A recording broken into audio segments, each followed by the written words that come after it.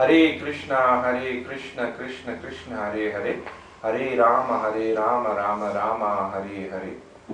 We welcome you all for the next post of Sravanam-Smaranam series, in which we are covering some brief about the Mahajanas. The context is the Ajamila Charitra, where Emaraj is instructing his messengers, his bhattas, about the 12 Mahajanas.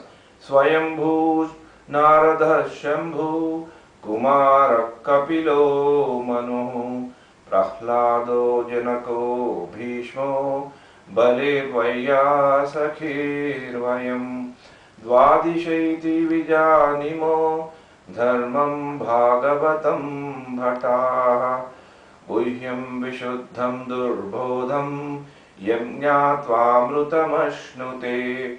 So today we will cover about one of the Mahajanas, that is Lord KapilaDeva. Swayambhu Narada Shambhu Kumara Kapilo Manu. So we have previously covered about Brahma, Swayambhu, Narada, Shambhu is Lord Shiva, and 4 Kumaras, and now we are covering Lord KapilaDeva.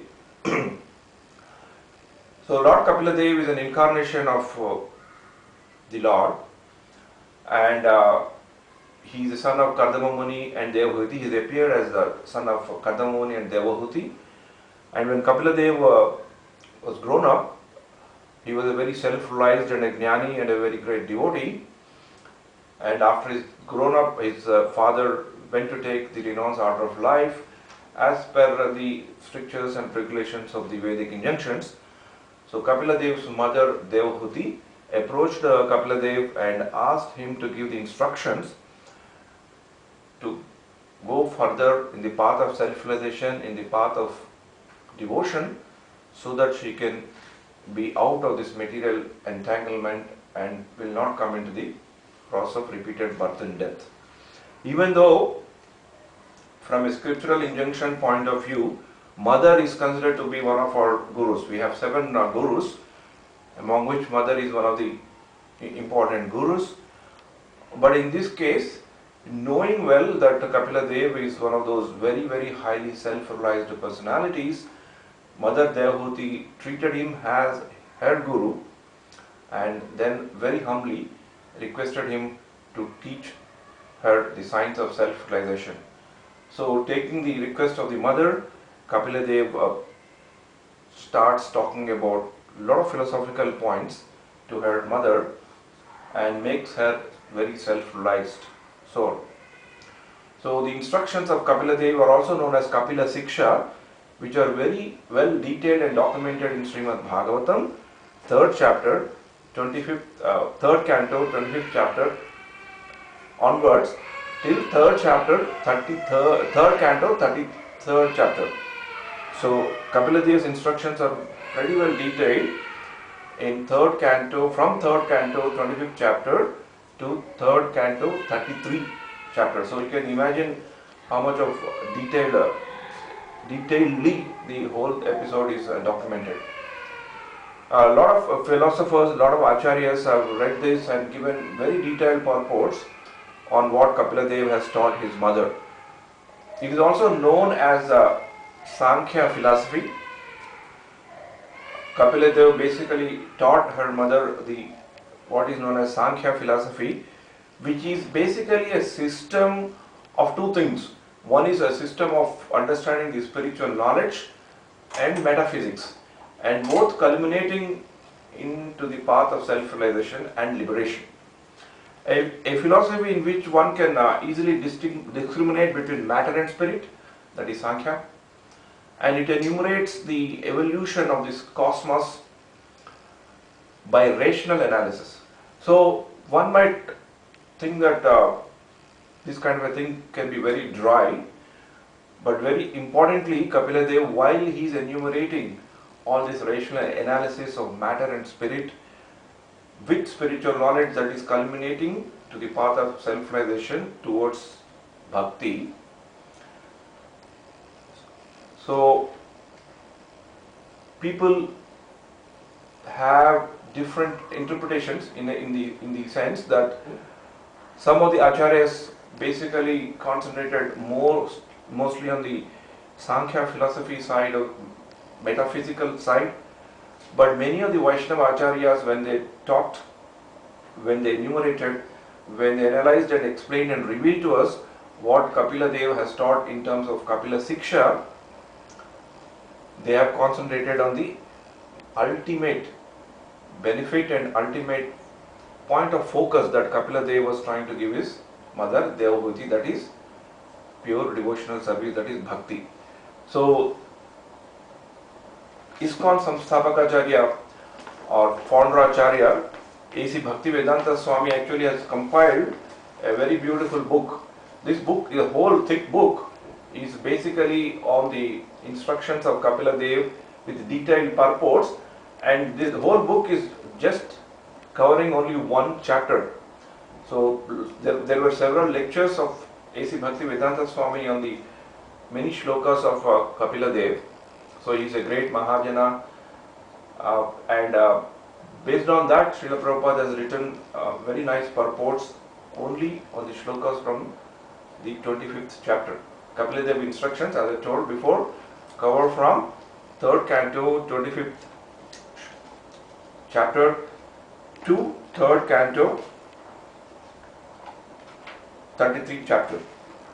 So in all the instructions there are many important shlokas. I just trying to, I don't know how much I can get it. This is a beautiful picture of ISKCON where KapilaDeva is instructing his mother about the science of self-realization and spiritual knowledge that culminates into liberation, which is also known as Sankhya philosophy. So KapilaDeva again is an incarnation of the Lord who came to teach Mother Devabhuti the Kapila Siksha, which helps us to understand what is known as Sankhya philosophy, which takes us to the path of liberation. So in Kapila Siksha, primarily the topics that are covered, or it starts with the significance of Guru. Very interestingly, because a mother is seeking instruction from his son, treating him as a Guru. Significance of a Guru in our life, spiritual master. Psychology of the consciousness. Characteristics of self-realized person. A similar topic also comes in the 2nd chapter of Bhagavad Gita, Sita Prajna Lakshana.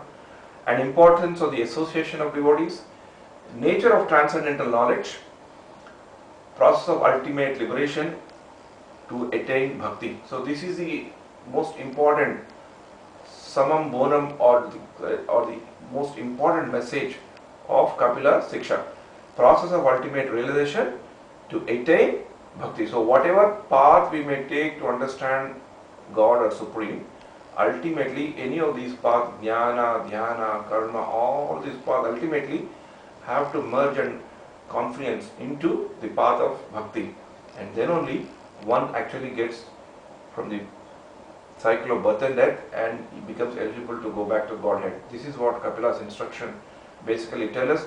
So remembering Lord KapilaDeva, remembering him as a great Mahajana, bowing down to him with all humility for giving us the fantastic knowledge of Sankhya philosophy. Today, as a part of this post, we will remember one particular shloka of KapilaDeva in Srimad Bhagavatam, 3rd canto, 25th chapter, 25th shloka. The shloka goes like this: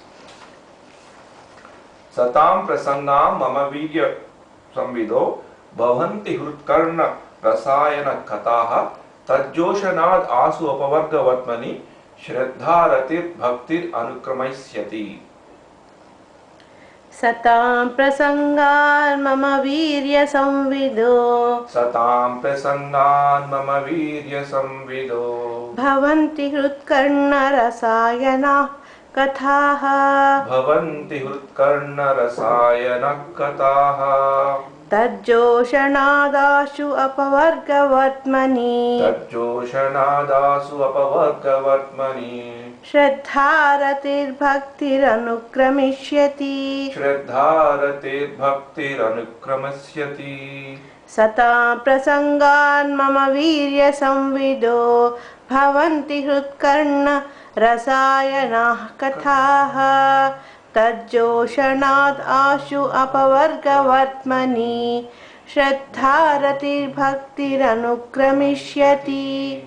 So this is the shloka of Srimad Bhagavatam, 3rd canto, 25th chapter, 25th shloka.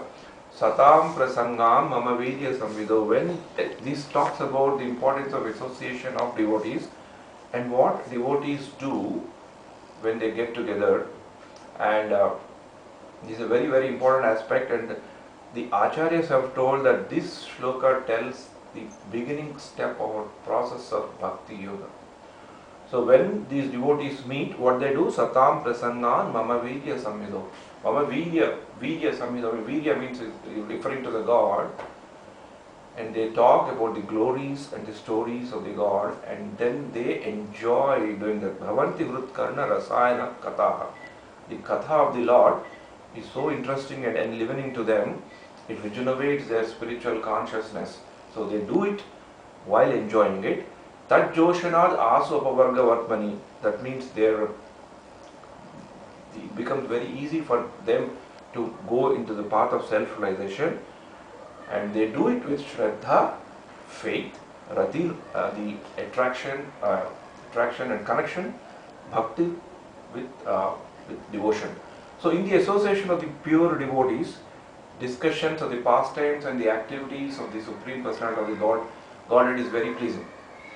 And it is also very satisfying to Utkarna Rasayana Katha. It's very satisfying to the ear and heart. By cultivating such knowledge, one gradually becomes advanced on the path of liberation, and thereafter he is freed and his attraction becomes fixed. Shraddha Rati Bhaktir Anukramai Syati. Thus the real devotion and devotional service begin. So this is a very interesting shloka.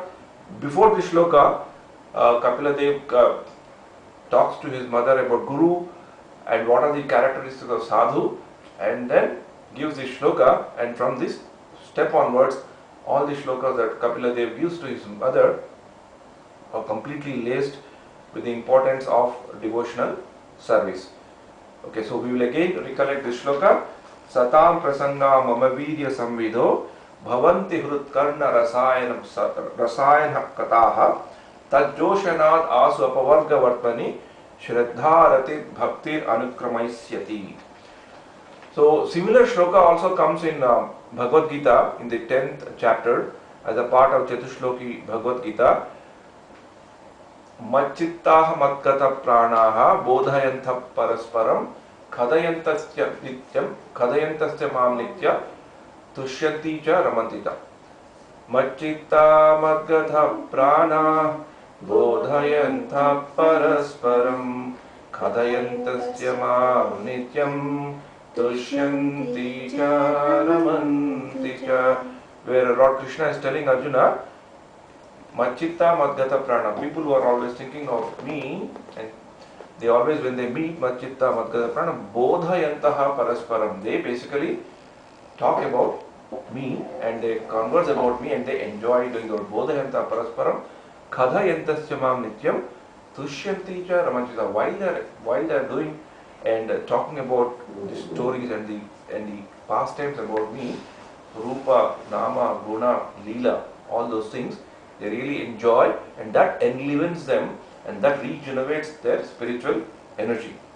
That's why in Srimad Bhagavatam, in the beginning itself, Vyasadeva gives us the shloka, Shrunvatam Swakatha Krishna Punya Shravana Kirtana. Shrunvatam Swakatha Krishna Punya Shravana Kirtana.